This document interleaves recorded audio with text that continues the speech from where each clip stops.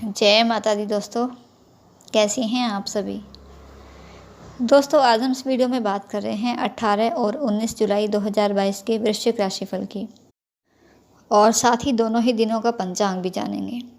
तो राशिफल जानने से पहले पंचांग की चर्चा करेंगे, ग्रह नक्षत्रों की स्थितियां जानेंगे। तो पहले 18 जुलाई की बात करते हैं। 18 जुलाई सोमवार का दिन है। श्रावण माह की कृष्ण पक्ष की पंचमी तिथि है और पंचमी तिथि ये सुबह 8:56 तक है।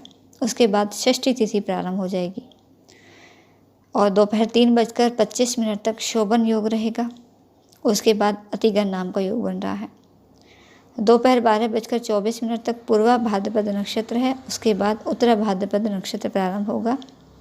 और चंद्रमा की स्थिति की बात करें तो चंद्रमा इस दिन सुबह 6:35 पर कुंभ राशि से मीन राशि में प्रवेश करेंगे और मीन राशि में पहले से ही गुरु बृहस्पति भी विराजमान हैं।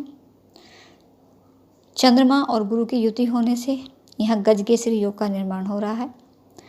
इसके अलावा सूर्य की स्थिति की बात की जाए तो सूर्य ये कर्क राशि में 16 जुलाई से प्रवेश कर चुके हैं और 17 जुलाई को बुध भी कर्क राशि में विराजमान हो चुके हैं।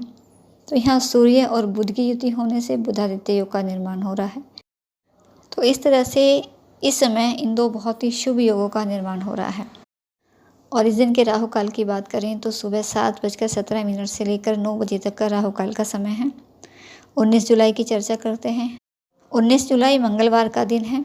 कृष्ण पक्ष की षष्ठी तिथि ये सुबह 7:51 तक है। उसके बाद सप्तमी तिथि प्रारंभ हो जाएगी और दोपहर 1:43 तक अतिगन नाम का योग बन रहा है। उसके बाद सुकर्मा नाम का योग बनेगा।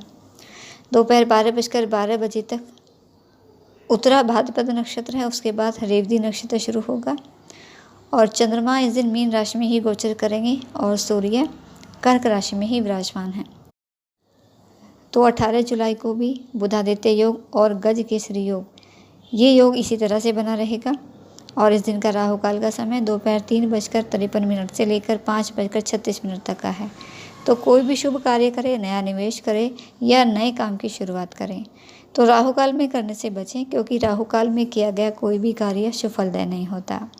तो ये 2 दिनों की ग्रह नक्षत्रों की स्थितियाँ और इन ग्रह नक्षत्रों की स्थिति के आधार पर ही राशिफल की चर्चा करेंगे। तो जानते हैं कि कैसे रहेंगे ये 2 दिन वृश्चिक राशि वालों के लिए। तो 18 और 19 जुलाई दोनों ही दिन आपके लिए बहुत ही शानदार साबित होंगे, क्योंकि इन 2 दिनों में बहुत ही शुभ योगों का निर्माण हो रहा है। सूर्य और बुध की युति होने से बुधादित्य योग बन रहा है। चंद्रमा और गुरु की युति होने से गजकेसरी योग का निर्माण हो रहा है। और ज्योतिष शास्त्र में ये दोनों ही जो योग हैं ये बहुत ही शुभ योगों की श्रेणी में आते हैं।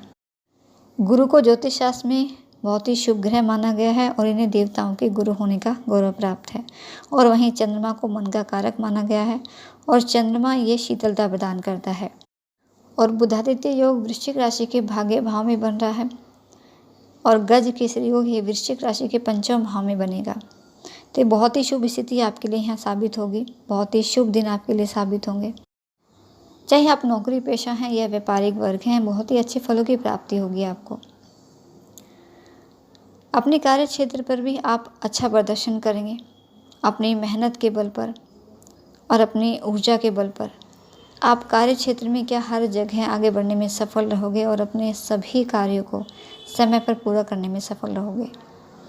आपके वरिष्ठ आपकी इस समय खूब प्रशंसा करेंगे। आपकी मेहनत की और आपकी लगन को देखकर बहुत खुश रहेंगे और अपनी तेज बुद्धि, विवेक और ज्ञान के बल पर आप अपने जीवन में यश और कीर्ति की प्राप्ति करेंगे। धन कमाने में आपको अच्छी सफलता मिलेगी। आपके लिए आय प्राप्ति के स्रोतों में वृद्धि होगी, जिससे धन में वृद्धि होगी और आर्थिक पक्ष को मजबूती मिलेगी। यानी जो आर्थिक परेशानी इस समय बन रही थी वो आपकी दूर होगी। आपका वैवाहिक जीवन इस समय सुखद बीतेगा। आपसी प्रेम और विश्वास आपके जीवन में बढ़ेगा। आपके रिश्तों में मजबूती आएगी। संतान सुख आपको मिल सकता है। अपना घर या अपना वाहन खरीदने की योजना इस समय बन सकती है। आपकी पद प्रतिष्ठा में खूब वृद्धि होगी। नौकरी पेशा है तो आपका प्रमोशन इस समय हो सकता है। आपकी सैलरी इंक्रीमेंट आपको मिल सकता है। इस दौरान आपका उच्च मनोबल रहेगा। आत्मविश्वास से खुद को भरपूर महसूस करेंगे। मेहनत और एकाग्र मन से अपने सभी कार्यों को आप करेंगे और धन का निवेश करना भी इस समय आपके लिए लाभकारी साबित होगा। वृश्चिक राशि के छात्रों के लिए भी ये समय बहुत ही अच्छा है। कोई उपलब्धि आपको हासिल हो सकती है। एकाग्र मन से आप अपनी पढ़ाई पर ध्यान दे पाएंगे और अपनी मेहनत के अच्छे रिजल्ट आपको मिलेंगे। और आपका मन इस समय आध्यात्मिक विषयों में भी अधिक लगेगा। धर्म कर्म के काम भी करते नजर आओगे, जिससे मानसिक रूप से मजबूत रहोगे आप। और इसी वजह से हर निर्णय बहुत ही सोच समझ कर लोगे और आपके द्वारा लिए गए निर्णयों की खूब तारीफ भी होगी। और साथ ही आप अपने शत्रुओं पर भी हावी पड़ोगे। और स्वास्थ्य की दृष्टिकोण से भी समय बेहतर रहेगा आपके लिए। इस समय आपकी रोग प्रतिरोधक क्षमता मजबूत होगी। कोई रोग है तो उसमें भी आपको राहत मिलेगी। अगर कोई भी ज़मीन या प्रॉपर्टी का कोई भी मामला है तो उसका जो परिणाम है आपके पक्ष में आने की उम्मीद रहेगी। और किसी पैतृक संपत्ति से भी इस समय आपको लाभ होने की पूरी उम्मीद है। कुछ नया लोगों से आपके कॉन्टैक्ट भी बनेंगे, जो आगे चलकर आपके लिए बहुत ही लाभकारी रहेंगे। और जो भी एजुकेशन के क्षेत्र से जुड़े हैं, शेयर मार्केट से जुड़े हैं, तो अच्छा मुनाफा कमाने का मौका आपको मिलेगा। समय हर तरह से आपके लिए बहुत ही अनुकूल है। आपके पारिवारिक जीवन की बात की जाए तो समय बहुत ही शुभ है। अपने परिवार के साथ खुशी भरा समय आप व्यतीत करेंगे। इस समय आपकी कोई इच्छा भी पूरी हो सकती है। और माता पिता अपने बच्चों की तरक्की से इस समय बहुत खुश रहेंगे। जो माता पिता की अपने बच्चों को लेकर जो भी चिंताएं थी, उनके करियर, उनके भविष्य या उनके स्वास्थ्य को लेकर, वो इस समय वो दूर होगी। प्रेम संबंधों में भी अनुकूलता आएगी। और इस समय कुछ अच्छे कार्यों की शुरुआत भी हो सकती है, जो बड़ों के आशीर्वाद से होगी तो बहुत ही लाभ आपको मिलेगा। और महत्वपूर्ण विषयों पर भी अपने बड़ों की सलाह लें, आपको सफलता मिलेगी।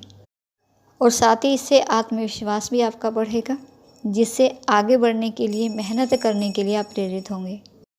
और इस समय किसी मित्र से मिलने जाने के भी योग आपके लिए बनेंगे। नए मित्र की भी तलाश में रहेंगे आप। और किसी पुराने मित्र से मुलाकात हो सकती है।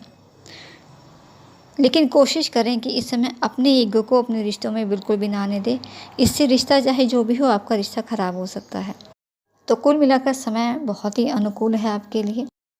और इन शुभ योगों का शुभ प्रभाव पाने के लिए ईश्वर आराधना जरूर करें, उपाय जरूर करें। और उपायों की बात करें, ईश्वर आराधना की बात करें, तो भगवान भोलेनाथ की आराधना इस समय सबसे उत्तम आराधना है, सबसे उत्तम उपाय है। श्रावण मास का प्रारंभ हो चुका है और 18 जुलाई को श्रावण मास का पहला सोमवार है।